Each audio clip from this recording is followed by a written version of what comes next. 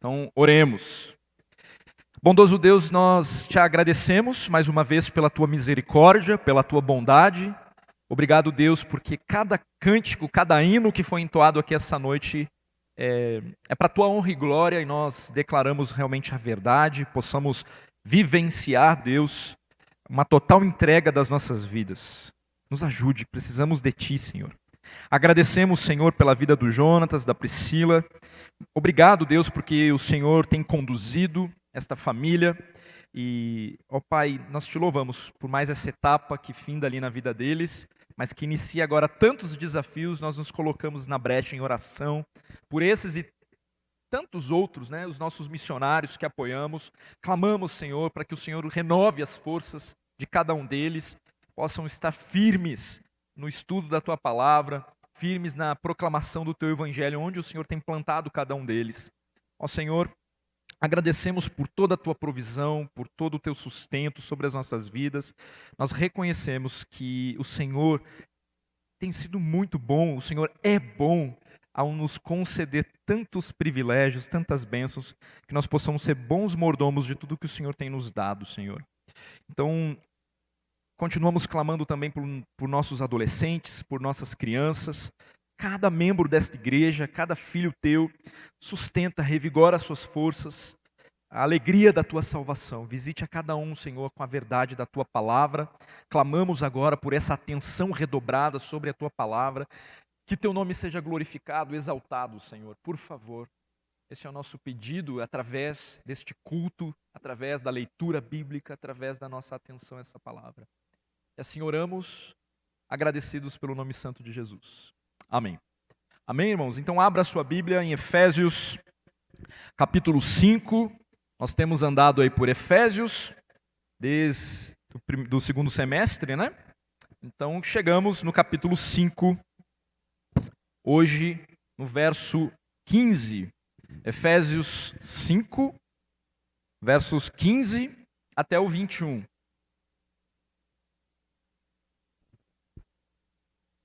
Diz assim a palavra do nosso Deus: Portanto, vede prudentemente como andais, não como nécios, e sim como sábios, remindo o tempo, porque os dias são maus.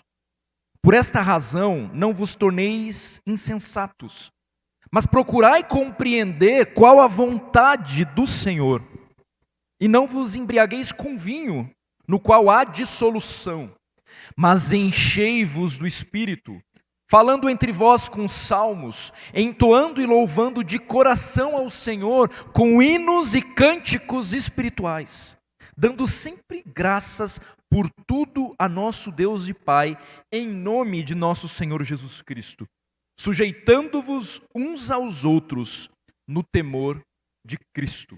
Até aqui, essa santa palavra do nosso Deus. Na semana passada, nós fomos exortados, Efésios 5, ali, a ter uma relação de distinção em relação ao nosso envolvimento com esse mundo. Nós fomos exortados, a sermos luz. Nós não devemos ter parceria alguma com as obras das trevas. Por quê? Porque agora nós fomos feitos luz em Cristo Jesus. Porque o fruto da luz reflete bondade, justiça e verdade, em contraste com as obras infrutíferas das trevas, que inclusive ele menciona várias questões de ordem sexual desenfreada. Em resposta, nós devemos ser um testemunho vivo por meio de uma vida coerente, que vive o que prega o que vive. Então, como nós vimos, as nossas palavras, elas precisam ser confirmadas por nossa conduta. As suas palavras precisam ser confirmadas pela sua conduta. E a nossa conduta, ela precisa causar nas pessoas um certo espanto, um certo questionamento, que conduzam as pessoas que te cercam a perguntar a razão pela qual nós fazemos o que fazemos, ou deixamos de fazer o que não fazemos. Como foi essa semana? Fruto da reflexão da semana passada. Como foi? À luz dessa verdade também. Você esteve atento as oportunidades que Deus te deu de ser luz? Você esteve atento? De refletir nesse mundo de trevas o amor bíblico, o evangelho verdadeiro? Você esteve atento? Você levou a sério a exortação da semana passada? Ela prevalece, né, sobre todos os dias da nossa vida. Você abandonou o que não condiz com a tua identidade em Cristo ou insistiu em ser cúmplice nas obras infrutíferas das trevas? E aí, de ordem muito prática, né? Quanto tempo você passou na Netflix? Quanto tempo em hora extra? Quanto tempo investido na leitura bíblica? Quantos minutos junto à família, ouvindo de verdade? Cada membro ali, cada um que toma café, que janta contigo, todos os dias. Você já reparou como nós somos capazes de perder tempo com o que não é essencial? Ou melhor, você já reparou como nós somos capazes de não considerar que todos os momentos são oportunidades para exaltarmos a Deus? A nossa tendência é viver na indiferença disso tudo, apáticos ao nosso Deus, ao que Ele requer de nós. Esses questionamentos que eu estou fazendo aqui, eles nos ajudam a pensar sobre como nós temos nos posicionado neste mundo de trevas. Qual que é o nosso papel? O que Deus espera de nós? Então, no texto de hoje, Paulo ele abre uma espécie de nova sessão. A última em que ele traz a ideia ali do modo como nós devemos andar.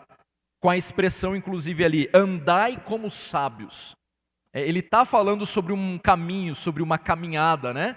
Andai em santidade, andai na luz, agora andai como sábios. O contraste entre o tolo e o sábio faz conexão com o testemunho que nós devemos dar nesse mundo. A nova vida do crente precisa ser caracterizada por sabedoria. Uma sabedoria que vem do alto e que contrasta direta e objetivamente com a sabedoria desse mundo. Não tem nada a ver. É basicamente isso. Então, é na renovação da nossa mente com o que vem do alto, ou seja, com a própria palavra de Deus, que nós seremos luz nesse mundo. Isso porque essa sabedoria que vem do alto, uma vez aplicada, ela gera em nós frutos de obediência que acabam por revelar as obras das trevas com toda a sua infertilidade, como nós vimos na semana passada, né? Viva o Evangelho e este simples viver já revela a obra das trevas e a sua infertilidade, a sua sujeira. É claro que devemos proclamar o Evangelho com toda a clareza.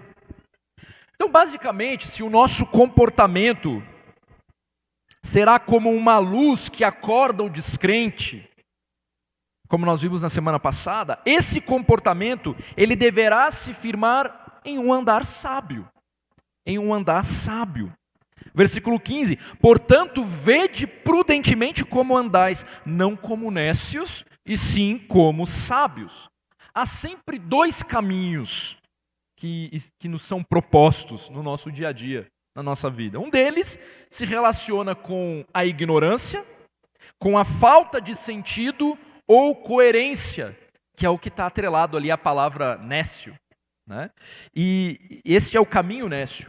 E o outro caminho é o caminho do sábio, que se atenta por onde anda, que considera com cuidado o seu estilo de vida e muda de direção quando necessário. E se arrepende, basicamente. Então a vida cristã, nosso processo de santificação, é um constante despertar à sabedoria que vem do alto, quando nos deixamos confrontar pela verdade revelada. E a cada dia, então, diante dessa verdade revelada e a incoerência entre o nosso procedimento e essa verdade revelada, nós mudamos de direção. Nós nos arrependemos. Nós falamos, Senhor, misericórdia. Porque o que eu cantei no domingo é uma entrega total a Ti, mas amanhã eu vivo como se Tu não existisse. Mas agora eu estou consciente disso, Senhor, me perdoe. Eu quero andar em sabedoria. Para andar em sabedoria, você precisa fazer este exercício de autoconfrontação sobre o modo como você tem vivido, sobre como você tem se posicionado nessa vida. Então, a discussão aqui continua em torno do que Paulo vem elaborando desde o capítulo 4, sobre o velho homem e o novo homem, e o comportamento de cada um desses. Há um contraste muito claro entre o que o velho homem, no que o velho homem se deleita, e no que alguém que foi revestido em Cristo deve se deleitar. O prudentemente, a palavra aqui, prudentemente, no versículo 15, ela remete à ideia de equilíbrio.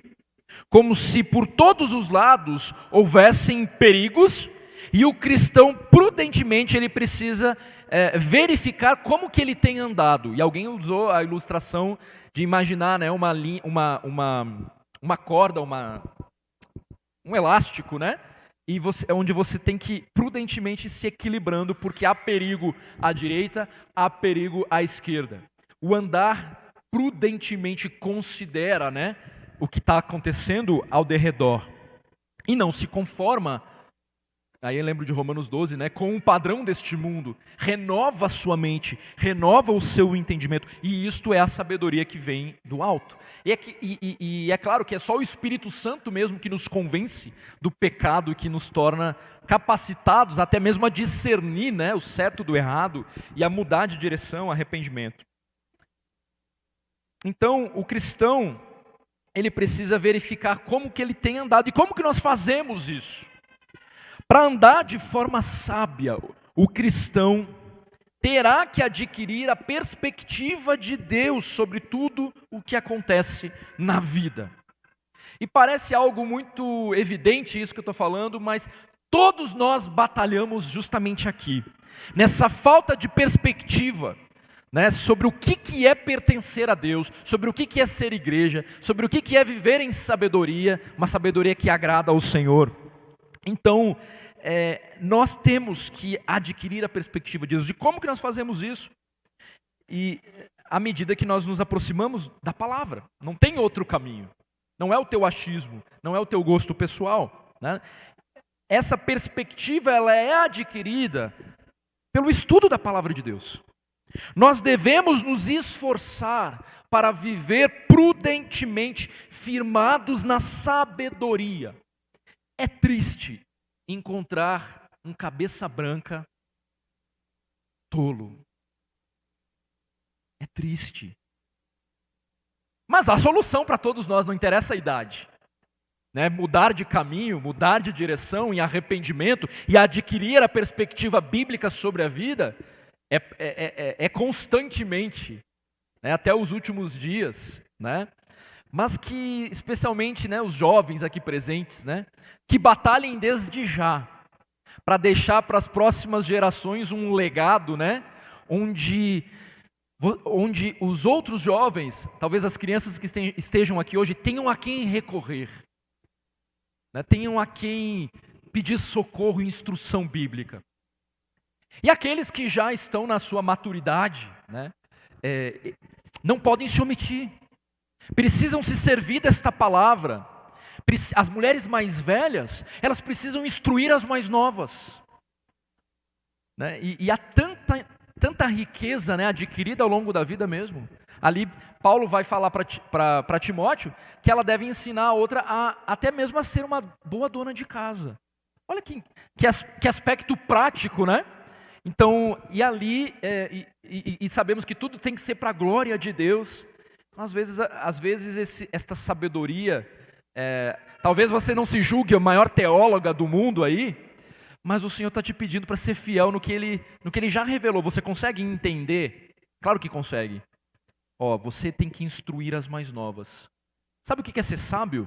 É obedecer essa palavra, é obedecer essa verdade, né? Mas pastor, eu não tenho muita, né? Eu não conheço todas. O que você conhece? Coloque em prática. e experimente, né, o que é ser igreja e se deleitar nisso, né? Então, de nada adianta muita bagagem, muito conhecimento, se isso não gerar em nós uma vida de piedade, uma vida de consagração, de negar a si mesmo em amor pelo outro, né? E certamente, como nós temos visto, o Senhor tem nos dado dons e talentos para que isso seja exercitado dentro do corpo de Cristo. Então aqui o apóstolo Paulo nos convoca a viver uma vida prudente, uma vida sábia. Essa perspectiva de serviço, até que eu estou dando esse exemplo aqui agora, ela é adquirida à luz da palavra de Deus. À luz da palavra de Deus. Nós devemos nos esforçar para viver prudentemente. E nos versos que seguem, Paulo ele apresenta, irmãos, uma série de ordens que explicam como ser sábio no dia a dia. Então aqui ele está convocando todo mundo, todo cristão deve andar prudentemente. Há muitos perigos. Acorda. Não dá mais para ficar dormindo no ponto. E o caminho está na palavra. Adquira essa nova perspectiva de enxergar o mundo, de ver o mundo. E aí, a partir do verso 16, ele nos dá uma série de ordens que nos ajudam a entender um pouco mais como ser sábio no dia a dia. E o andar sábio, então, aproveita as oportunidades na vida. Para ministério mesmo. Versículo 16. Remindo o tempo. Por quê? Porque os dias são maus. O primeiro ponto alistado aqui por Paulo, que explica como andar de forma sábia, é remir o tempo. É a ideia mesmo de que a vida é curta. E pessoas sábias tiram o maior proveito do seu tempo. E tempo também aqui pode ser traduzido por ocasião ou por oportunidade. Então remir traz a ideia de comprar de volta, de resgate. Então, uma maneira sábia de entendermos o que é andar em sabedoria no nosso dia a dia é entender isso. Nós precisamos olhar para o modo como nos relacionamos com a nossa agenda, com o nosso tempo, e resgatar e remir o tempo com a perspectiva correta, a perspectiva da eternidade. Não é o mundo girando em torno dos nossos anseios, dos nossos ideais, do que sonhamos apenas para este mundo. Então, à luz do contexto, o sábio é aquele que está com os olhos abertos e tem um coração sensível às oportunidades que diariamente se apresentam diante dele no seu cotidiano. Mas que oportunidades então seriam essas? Basicamente, oportunidades que giram em torno da nossa missão neste mundo. O de ir por todo mundo, pregando o evangelho, fazendo discípulos. O que inclui, na prática, o uso, literalmente, do seu tempo. Associado ao seu dinheiro, associado à capacidade, ao conhecimento que Deus lhe deu, porque, na verdade, no fim, tudo é dele, inclusive o seu tempo pertence a ele. Então há uma perspectiva da eternidade. O cristão tem o dever de empregar tudo o que tem com sabedoria, visando a glória de Deus e não o benefício próprio. Os valores do mundo e do próprio Satanás, eles são inversos ao que Deus requer de nós. Então repare, são pais que incentivam seus filhos a abandonarem todo o resto em nome do vestibular. Homens que, em nome do ser o provedor do lar, se entregam a uma rotina desequilibrada de trabalho, e não só homens, mulheres também. Mulheres que se cobram e são cobradas a serem a dona do lar e a executiva de sucesso ao mesmo tempo, brilhando. Olha o jugo, né, que foi depositado sobre as costas das mulheres. E claro que fica muito cômodo também para os homens. E claro que as mulheres também se deleitam nisso tudo, com toda a honra, com toda a Mulher Maravilha, né, o título de Mulher Maravilha que recebe. O nome de Deus está sendo glorificado em tudo isso, porque claro, não há pecado nessas atividades por elas em si mesmas, né? Mas a maneira como lidamos e como nos organizamos em torno de estudo, então pode revelar um coração que gira em torno de si mesmo e das coisas deste mundo. Meus irmãos, os dias são maus. Os dias são maus. Qual é o objetivo, então, de estar envolvido em todas essas demandas que nos sugam as forças? Nós fomos chamados a uma vida equilibrada que glorifica a Deus. Estudar, trabalhar, conciliar funções não são pecados, muito pelo contrário. Deus nos dá orientação em cada uma dessas áreas, inclusive na sua palavra. Mas quando essas áreas elas estão sendo guiadas por motivações egoístas, quando nós não entendemos que cada uma dessas áreas não são um fim em si mesmos, nós acabamos por não agir com sabedoria. Nós acabamos por investir tempo no que não é essencial. E quando nós nos damos conta, nós já nos afastamos o suficiente para colher os frutos do sofrimento que uma vida autocentrada necessariamente colhe.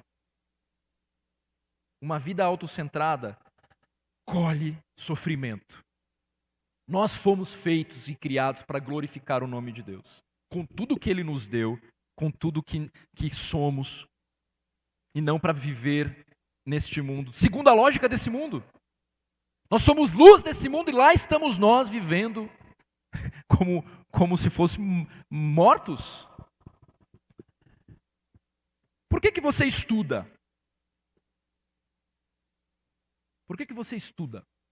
Por que você trabalha? Qual o seu papel nesse mundo? Tudo o que fazemos deve glorificar o nome de Deus. A característica do nosso século é gastar mais tempo sem trazer benefício para o que é divino.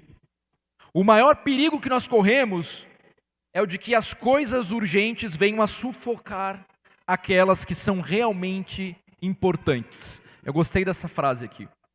A nossa tendência é deixar que o urgente, e aí uma vida às vezes sem domínio próprio, sem organização, que isso reflete uma vida sem domínio próprio, então nós vivemos na demanda do urgente, sufocando aquilo que realmente é importante. E depois nós não sabemos por que o nosso casamento está por um fio, por que o nosso filho já não nos escuta mais, por que parece que lá na igreja as coisas estão não estou me sentindo meio deslocado, porque você tem outras prioridades, e você colhe os frutos do que você tem como prioridade.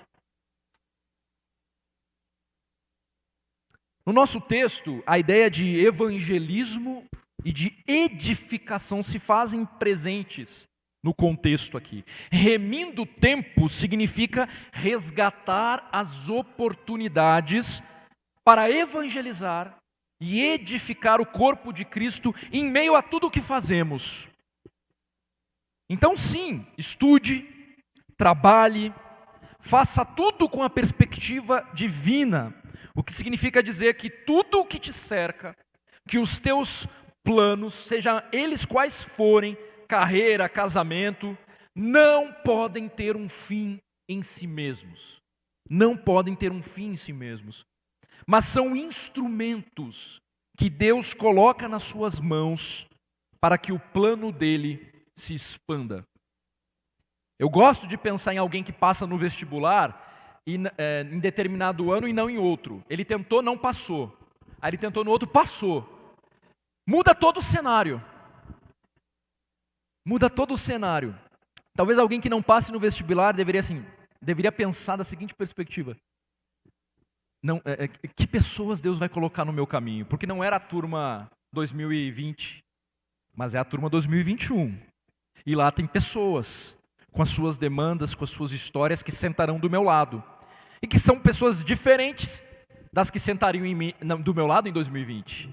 Deus tem um propósito que não é só você ter a tua carreira, mas enquanto você está caminhando, glorificando o nome dele, remindo o tempo, dentro de tudo que Ele tem te dado, não deixando passar algumas oportunidades para proclamar o seu evangelho. E aí você entende o que é o evangelho? Então temos que fazer esse resgate também. Estou pregando o verdadeiro evangelho?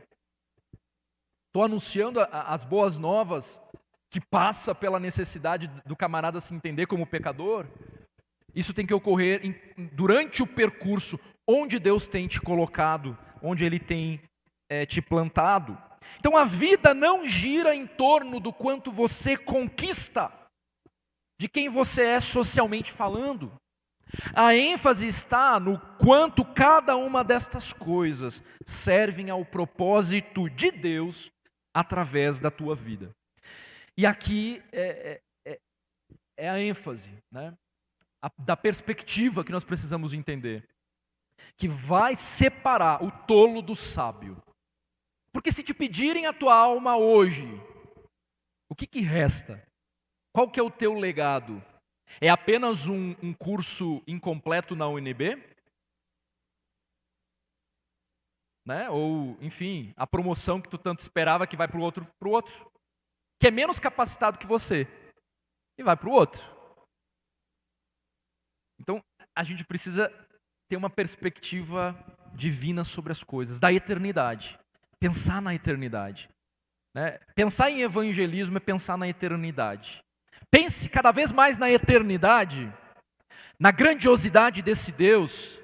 Quero ver você que é um crente, um cristão no Senhor Jesus, não sair pelos quatro ventos aí proclamando o evangelho. O problema é que nós esquecemos da eternidade. Fixamos os nossos olhos no aqui e no agora, no que você pode comprar, onde você vai passar suas férias, para ostentar nas redes sociais. Né? E durante as férias, muitas pessoas passaram, outros turistas também estavam lá do teu lado. Você teve oportunidades, mas você também ficou calado. Porque afinal de contas, as tuas férias é para descanso. É para tirar tudo da cabeça. Um cristão não tira férias. Um cristão, onde ele está, ele é luz, ele proclama o evangelho. Mude a perspectiva da sua vida. Hoje você se move com quais ideais? Os valores do reino precisam orientar a sua agenda. Os valores do reino precisam orientar a sua agenda. A obediência à palavra precisa orientar a sua agenda, o seu planejamento de vida. O seu planejamento de vida. O que você precisa abandonar, portanto, pergunto? O que você precisa abandonar, literalmente? O que você precisa mudar na sua rotina, que não tem contribuído para que você cumpra com o propósito de Deus? Em outras palavras, você não é dono do seu próprio tempo. Mas além disso, as suas responsabilidades nesse mundo não são um fim em si mesmo. Eu ressaltei um dia desses a importância da gente estudar e nos posicionarmos como cristãos, né, na linha de frente, em cargos importantes na sociedade. Mas esses cargos não têm um fim em si mesmo. E o meu alerta justamente vai porque ele é feito porque você lá precisa brilhar, precisa ser luz. Não sem perseguição, não sem sofrimento, o cerco cada vez mais vai apertar mesmo. Mas isso já não é de agora. Verdadeiros crentes acabam por ser perseguidos quando se posicionam. Você tem sido perseguido? Você tem incomodado, né, esse mundo de trevas? Ou tem compactuado com ele? As suas responsabilidades, o que Deus te deu, são instrumentos. Né, são instrumentos. As oportunidades que ainda virão também serão oportunidades que Deus te dá para cumprir com o teu chamado de ser luz. Você tem agido com sabedoria? Você está convicto que os dias são verdadeiramente maus? Você tem essa convicção? Os dias são verdadeiramente maus? Nós reconhecemos isso, né? Nossa, fim dos tempos. A gente já viu aí também que no passado, diante de tantas atrocidades, a galera já falava também. Fim dos tempos. momentos, né? De fato, Jesus pode voltar a qualquer momento. Nós ansiamos pelo retorno do Senhor Jesus, que Ele nos encontre com as mãos cheias, né, de sacrifícios ali a Ele. Não de omissão. Não porque a gente queria... É claro, né, irmãos, que Paulo vai exortar, né? Trabalhe, aquele que não quiser trabalhar, que não coma. Porque o pessoal estava tão convicto da volta de Cristo que tinha cruzado. Não, já que Ele vai voltar, vamos cruzar os braços, não vamos fazer mais nada. Também não é por aí. Né? Nós fomos chamados para ser luz, o teu testemunho, o teu amor pela vida. Essa vida aqui mesmo, né? Ele precisa ser banhado pela perspectiva da eternidade. Ele precisa ser banhado pela perspectiva da eternidade. Não é um fim em si mesmo. O tempo é curto. O mundo vai de mal a pior. Pessoas estão morrendo e indo para o inferno. E nós muitas vezes estamos perdidos em nossos projetos, vivendo a vida sem considerar os valores eternos. O mundo todo enfrenta essa pandemia, essa coisa doida. E a igreja tem uma oportunidade de ouro, de resplandecer a confiança em Deus, o cuidado, o amor pelo próximo. Você tem feito isso? Como? Não tem feito? O que Deus pede? Então, precisamos considerar a vida com os valores eternos. Pensando nessa questão, então, considere que as suas prioridades, elas revelam as inclinações do seu coração. As suas prioridades revelam as inclinações do seu coração. E que se Deus ocupa o centro da sua vida, não haverá conflito entre as suas prioridades e as dele. Se Deus é o centro da sua vida, não haverá conflito entre as suas prioridades e as prioridades dele. Ide por todo mundo proclamar o evangelho. Não deixar de congregar. Isso também. O Senhor nos pede que a gente se reúna para glorificar o nome dele. Como você sabe no dia a dia? Remindo o tempo. Remindo o tempo, porque os dias são maus. Segundo ponto aqui, o andar sábio compreende a vontade de Deus, versículo 17. Por esta razão não vos torneis insensatos, mas procurai compreender qual a vontade do Senhor. Praticamente há uma repetição aqui do versículo 15. Antes ele tinha dito, para não ser nécio e sim sábio. E agora ele fala, não ser insensato. E procurai compreender qual a vontade do Senhor. Nada é mais importante na vida do que descobrir e praticar a vontade de Deus. Essa não é uma opção para o Filho de Deus. Nós precisamos buscar compreender qual é a vontade de Deus. E isso é o andar, é o como andar de forma sábia nesse mundo. Então, nós precisamos identificar a vontade de Deus e escolher de modo constante e deliberado submeter o nosso querer à vontade do nosso Senhor Jesus Cristo. Deus não esconde a sua vontade de nós. Ela não está escondida, inacessível. Por meio da sua palavra, nós temos a orientação do que nós precisamos. Ou seja, a vontade de Deus é algo objetivo, revelado e por isso dentro do alcance de todo o cristão. Então o primeiro obstáculo que nós precisamos enfrentar é o da nossa indiferença a essa palavra, que nos está revelada aqui. Ela é a revelação suficiente da vontade de Deus e a principal fonte de direção para a vida. Então nós precisamos investir tempo e esforço por conhecer e entender adequadamente a palavra, sabendo que é possível encontrar orientação para todas as áreas da nossa vida. Então conhecer e fazer a vontade de Deus é a definição da verdadeira sabedoria. É importante então ter em mente que a palavra de Deus, ela nos orienta por meio de preceitos e princípios. Preceitos e princípios. Preceitos são instruções específicas e diretas que se aplicam a todos os filhos de Deus. de forma muito objetiva. É que no caso, então, inclusive em algumas vezes na palavra nós encontramos, vem acompanhada daquela frase, esta é a vontade de Deus. E nós já vimos, citamos, né, anteriormente, esta é a vontade de Deus, abstenham-se da imoralidade sexual. Com todas as letras, isso é uma ordem para todo filho de Deus. Então é um preceito estabelecido. Então o Senhor requer de cada um de nós uma comunhão constante com Deus, uma santificação nos relacionamentos interpessoais, uma submissão às autoridades da nossa vida. Nós encontramos a frase, esta é a vontade de Deus, em cada uma dessas 3 áreas aqui que eu citei. Os princípios, por sua vez, são orientações gerais que o Filho de Deus precisa aplicar às situações concretas da sua vida. Um exemplo ali em 1 Coríntios capítulo 6, onde Paulo afirma que o nosso corpo, lembram desse texto? Ele é santuário do Espírito Santo. E nós devemos então glorificar a Deus por meio então do nosso corpo, né? Desse corpo que é santuário, né, do Espírito. É um princípio. Com base neste princípio, eu devo fazer o quê? Eu devo zelar pelo corpo. Eu devo tomar decisões em prol da saúde, por exemplo.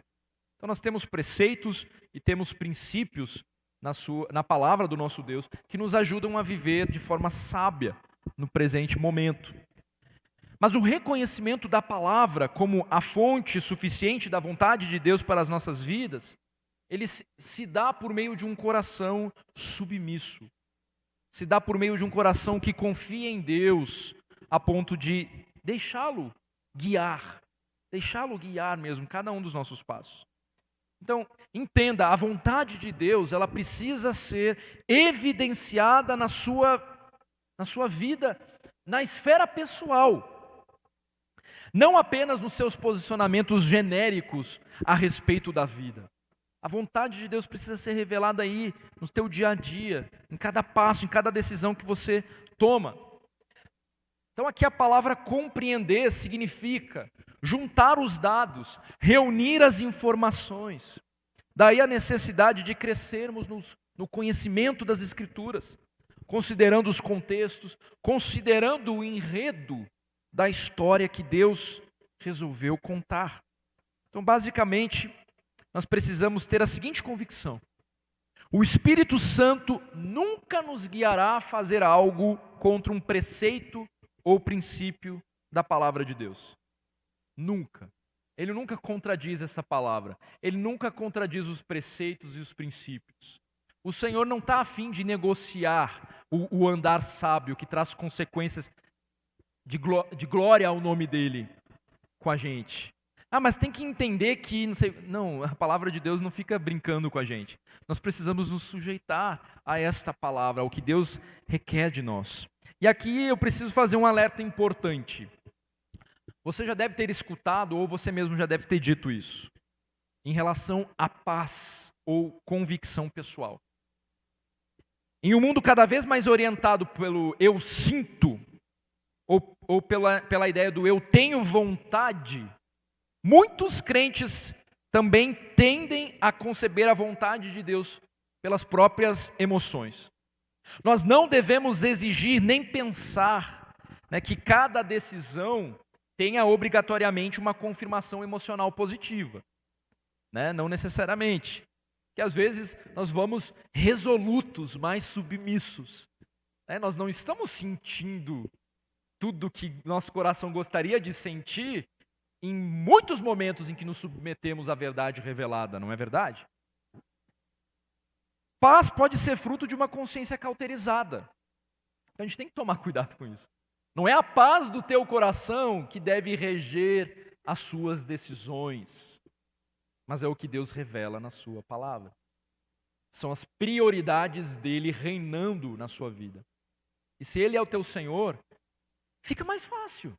Fica mais fácil, né? A gente obedecer às prioridades do nosso Deus. Até porque, lembra do que eu estou falando? Onde ele tem te plantado? Pois então seja a luz ali onde ele tem te plantado. Não é necessariamente abrir mão, mas enquanto você caminha, Então eu sei que a galera de medicina tem que estudar muito, tem que ralar, certo? Enquanto você não conseguir estar com a gente em vários momentos, lá onde você está, né? A gente tem a Rafaela que faz medicina aqui, mas não é só para ti essa palavra não, tá, Rafaela? Mas lá onde você está atento às oportunidades que Deus te dá, em meio àquele povo que costuma, pelo menos já ouvi falar, né? Costuma pensar que é Deus. Então precisamos de médicos cristãos que dão toda a honra e glória ao Deus verdadeiro, né? E que são instrumentos. Marcos também é médico aqui, né? Tantas oportunidades que Deus nos dá através das nossas profissões. Dentro da sua casa também. Você que talvez não trabalha fora, tantas oportunidades que Deus te dá de abençoar a vida dos teus filhos, né? E a vida dos teus vizinhos, do teu marido. Outra questão importante a ter em mente é que tomar uma decisão errada, desobedecer à vontade de Deus, trazem consequências, trazem limitações. Mas isso não significa que você está destinado a ser um fracasso total pelo resto da vida. Então, diante de um arrependimento, há perdão, há restauração. E para isso, então, se faz necessário o reconhecimento do pecado. Então, reconhecer o pecado, mudar de direção, passar a viver de uma maneira sábia, que glorifica ao Senhor. Então, crentes devem buscar o conhecimento da vontade de Deus. Agora você precisa se perguntar: eu estou realmente disposto a fazer a vontade de Deus, seja ela qual for? Você está realmente disposto a fazer a vontade de Deus, seja ela qual for?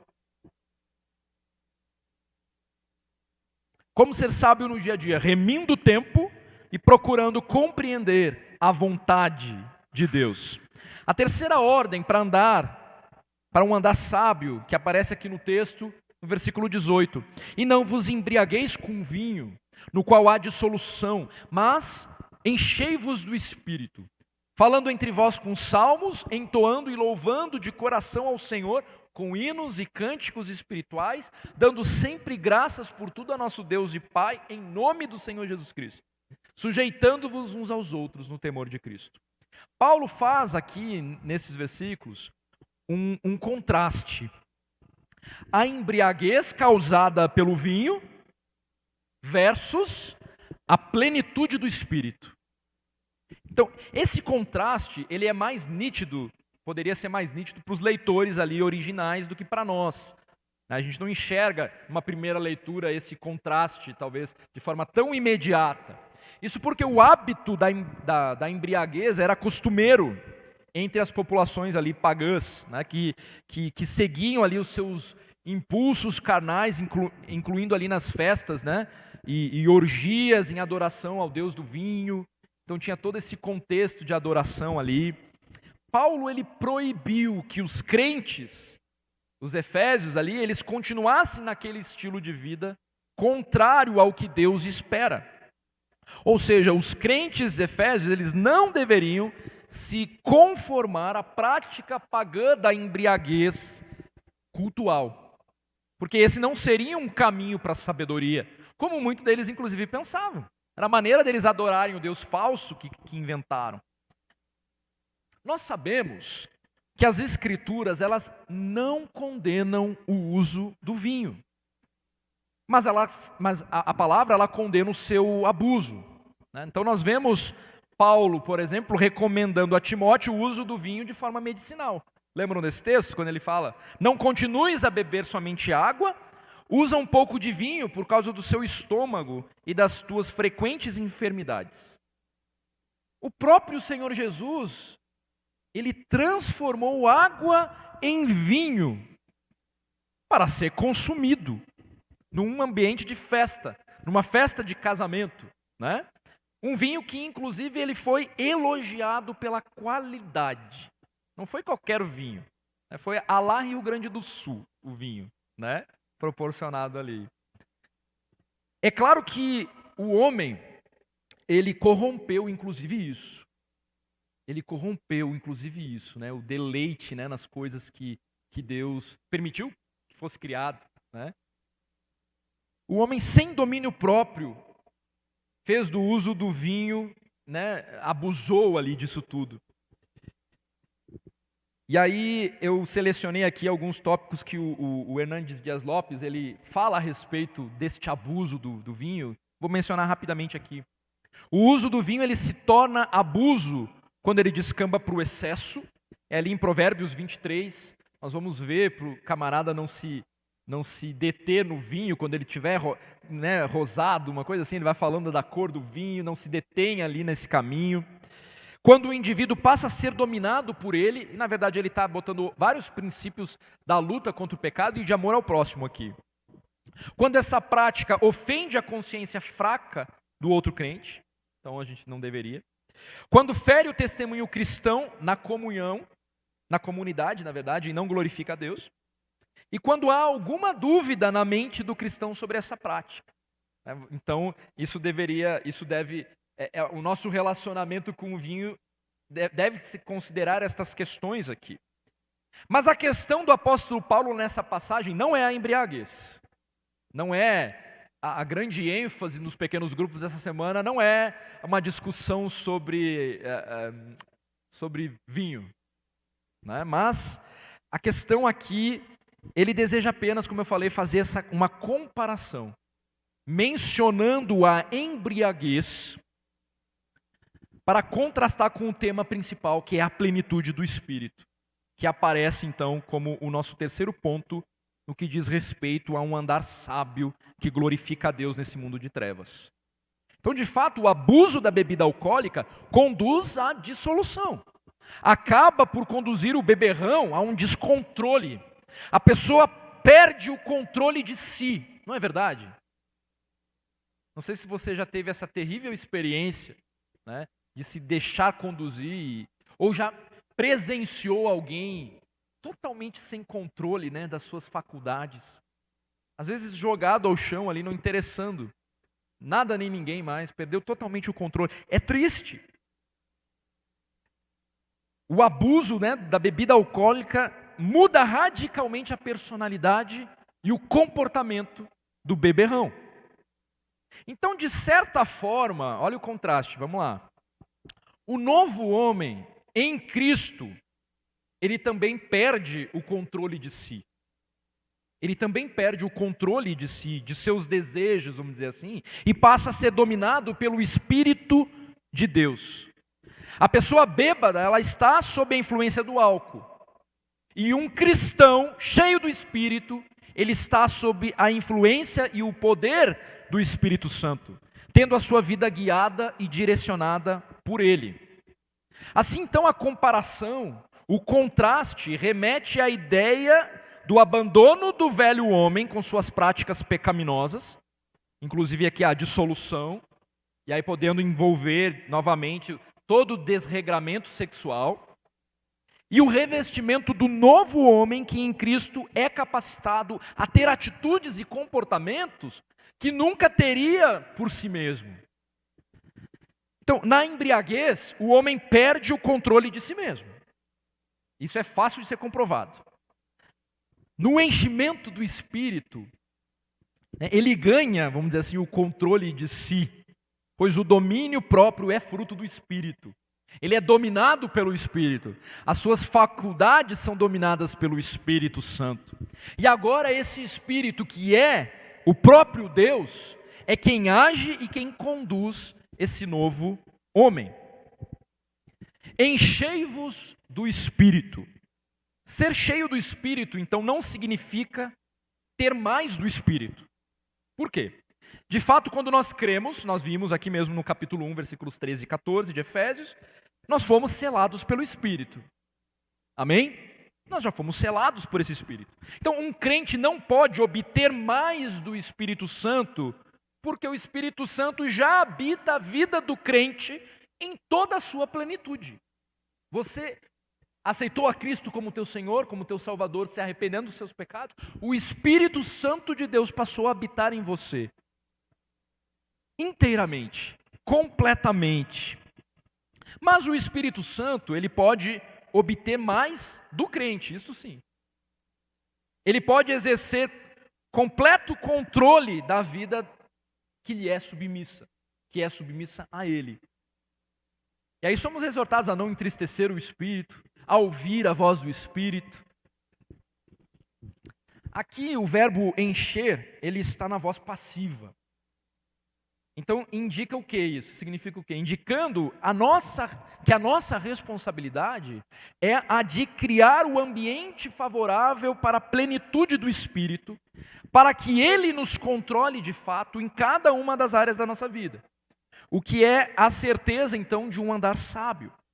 A ideia é que enquanto nós mortificamos a nossa carne, obedecendo às ordens e os princípios já revelados na palavra, o Espírito Santo nos enche com a sua plenitude. Ou seja, a plenitude do Espírito é o ser controlado pelo Espírito no homem interior pela palavra de Deus. E aí, nesse sentido, o que nos cabe é uma postura de obediência e de submissão a essa palavra. Então, à medida em que nós nos submetemos ao que já está sendo revelado, este Espírito, nós vamos sendo tomados, né? Pelo Espírito que já habita em nós. Os benefícios, na verdade, os resultados dessa plenitude do Espírito em nós, é evidenciada nas nossas vidas. E aí nos versos que seguem ali, versículo 19, Paulo ele faz um resumo dessas evidências, apontando para 4 áreas, mas são evidências de uma vida que mortifica o próprio eu, se rende em submissão aos preceitos e os princípios estabelecidos a essa palavra, e que, portanto, então, a cada dia o Senhor derrama desse Espírito, que transborda. E o resultado, então, é a edificação mútua, a comunhão. Olha a primeira parte do versículo 19a. Falando entre vós com salmos. Em outra versão, tu vai ler ali, deixai-vos encher pelo Espírito, né? Traduz assim, né? Ele está na voz passiva. Deixai-vos encher desse Espírito. Falando entre vós com salmos. Então trata-se aqui da comunhão cristã, a esfera mesmo do culto público. Quem é cheio do Espírito Santo edifica o irmão, sendo bênção na vida do outro. O conteúdo dessa edificação visa aproximar seus irmãos do Senhor. Então não deve haver espaço para murmuração, para intrigas, para amargura, para inveja, para ressentimento. É o que nós já vimos em Efésios 4:29, né? Não saia da vossa boca nenhuma palavra torpe, e sim unicamente a que for boa para a edificação, conforme a necessidade, e assim transmita graça aos que ouvem. É interessante notar também que essa palavra salmos, ela costuma indicar hinos com acompanhamento instrumental, né? Vai ler salmos, você vai ver os instrumentos ali, né, aparecem com força. O louvor congregacional não é um mero capricho. Deus deseja ser adorado por meio dos louvores. E o corpo de Cristo faz bem em priorizar cânticos que nos exortem a dar toda a honra e glória ao Deus Todo-Poderoso. Então imagine vir ao culto com esse entendimento. Então o louvor não é, como eu tenho dito aqui, um tempo extra para você chegar na igreja. O Senhor quer ser adorado. E isso, na verdade, é o resultado de alguém cheio do Espírito. De alguém que está andando em plenitude do Espírito. Ele adora em comunidade. Ele obedece a Deus, porque Deus está pedindo para ser adorado por meio dos cânticos, por meio dos instrumentos, inclusive. Então, é na verdade, então, a expressão dos que são cheios do Espírito. Na segunda parte desse versículo, ele fala sobre adoração, sobre alegria, entoando e louvando de coração ao Senhor com hinos e cânticos espirituais. E aqui nós podemos pensar em essência, a olhar para esse resultado do encher do Espírito, porque Deus ele olha para o interior. Então, entoar e louvar de coração ao Senhor implica em um viver santo, íntegro, irrepreensível diante dele e diante dos homens. Mas aqui também nós podemos pensar numa esfera mais pessoal. O resultado de ser cheio do Espírito é que a pessoa vive adorando a Deus com melodias mesmo no coração. Porque o Espírito dá alegria e dá segurança profunda. Nós então estamos o tempo inteiro, adorando o nosso Deus, entoando e louvando de coração ao Senhor com hinos e cânticos espirituais. Então não é só esse momento congregacional aqui, que nós falamos entre nós com salmos, mas há essa outra esfera pessoal aqui. É quando nós usamos toda a nossa mente, toda a nossa emoção e a nossa vontade para adorar a Deus. Junte esse resultado com o primeiro, e o nosso culto a Deus será cristocêntrico, alegre, reverente e vivo. E culto a Deus tem a ver com o que você vai fazer depois que você sair daqui também. Embora haja essa reunião solene que é importante e que está no coração de Deus. Então, tanto na edificação mútua, quanto na adoração, nessa alegria individual, nós tiramos os olhos de nós mesmos e olhamos para o único que é digno de honra e glória. O terceiro dos resultados aqui é a gratidão no versículo 20, dando sempre graças por tudo ao nosso Deus e Pai, em nome do nosso Senhor Jesus Cristo. Um crente cheio do Espírito está cheio não de queixas, mas sim de ações de graças. Telhado de vidro aqui, Ações de graça. O Espírito Santo, ele não é o autor da reclamação, mas da gratidão, apesar das circunstâncias. Na última quinta-feira, inclusive, cada vez mais brasileiros aí estão aderindo, foi comemorado aqui no Brasil o chamado Thanksgiving, o dia de ação de graças. Mas para o cristão, dar graças é uma atitude contínua que envolve o sempre, dando sempre graças. Não é só um dia específico, embora seja muito legal, A gente, se tiver que imitar alguma coisa, imitar a ação de graças e não o Halloween, Então, por outro lado, nós, quando pensamos em dar graças por tudo, o que significa isso? Certamente não significa que nós devemos agradecer pelo pecado. Isso seria quase que uma atitude esquizofrênica. Então, do tipo, obrigado Deus pelo assassinato do meu filho. Obrigado Deus pela traição da minha esposa. Eu tenho que te dar graças por todas as coisas. Então, nós não devemos dar graças por aquilo que Deus abomina, aquilo que Deus odeia. Nós devemos sim agradecer pelo cuidado e pela providência de Deus em momentos de sofrimento. Isso sim. Ele provê o escape e forja o caráter de Cristo em nós. E nós devemos ser gratos por isso. Então aqui, o que eu quero dizer, concordando até com Stott ali, é que o mal é uma abominação para o Senhor. E nós não podemos louvá-lo ou dar-lhe graças por aquilo que ele abomina. Mas nós podemos reconhecer o Senhor em todos os nossos caminhos e louvá-lo por seu cuidado e pelo seu amor leal. Mas nisso nós estamos adorando a Deus por quem Ele é, de fato. E que usa todas as circunstâncias para que o caráter de Cristo seja forjado em nós.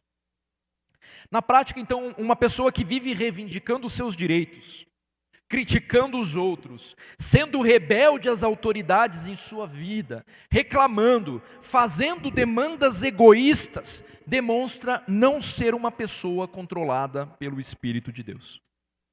A quarta manifestação do controle do Espírito está no versículo 21, que até abre o próximo parágrafo que nós vamos ver na próxima semana. É uma submissão mútua, sujeitando-vos uns aos outros no temor de Cristo. Ser cheio do Espírito, então, resulta em uma postura de mansidão e humildade de coração. Uma pessoa cheia do Espírito, ela não pode ser altiva, arrogante ou soberba. O padrão é o Senhor Jesus Cristo. E o seu ensino, no ensino do Senhor Jesus, nós percebemos a lógica do ser o menor. o preferir em honra uns aos outros, conforme nós lemos em Romanos 12:10, o considerar o outro superior. Estes princípios são fundamentais para o exercício da submissão mútua, resultado do ser cheio do Espírito. A submissão mútua é no temor de Cristo, como ele fala aqui. Aqueles que estão verdadeiramente sujeitos a Jesus Cristo não acham dificuldade em submeter-se uns aos outros também. Submeta-se a Cristo. Será mais fácil entender o que é considerar o outro superior. Então, a plenitude do Espírito implica em um relacionamento harmonioso com Deus, adorando-o com alegria e ações de graças, e uns com os outros também, falando uns aos outros e nos submetendo uns aos outros. Mais uma vez, Deus, relacionamento vertical, relacionamento horizontal, sempre andam juntos. Crentes cheios do Espírito, então, amam a Deus e amam uns aos outros.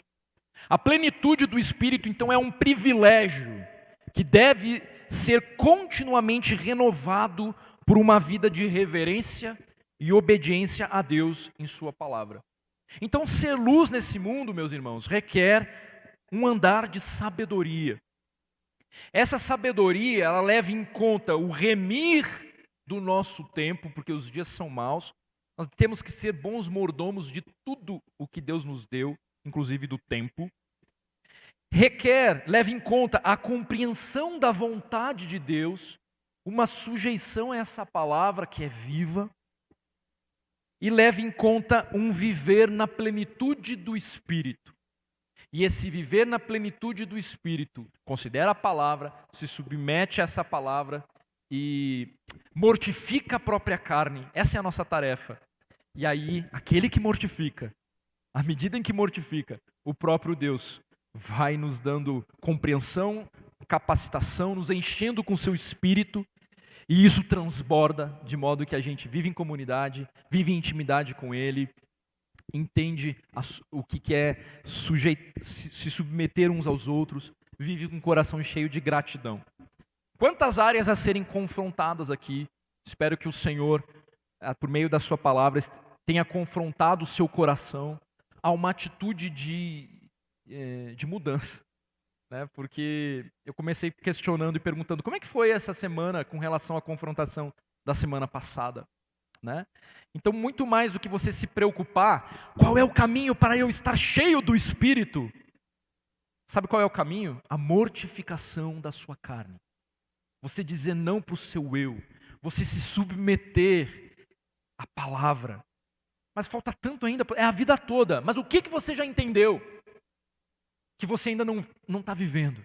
Sujeite-se a esta palavra e experimente dessa vida abundante que o próprio Espírito Santo tem para nós e vai transbordar em nós cada vez mais. Então, olhe para esse Deus maravilhoso, né? Experimente do que Ele tem reservado para nós. Uma vida de plenitude do seu Espírito, que já habita em nós.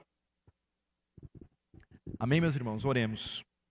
Senhor, Tua palavra é viva e eficaz. Eu clamo para que o Teu Espírito Santo continue ministrando aos nossos corações para andarmos em submissão, para andarmos em reverência a essa palavra. Ó Deus, tem misericórdia de nós, porque muitas vezes nós estamos vivendo numa lógica mundana, com as prioridades distorcidas, não conseguindo organizar o nosso tempo de um modo que o Teu nome seja glorificado, vivendo para nós mesmos. Nos perdoe por isso.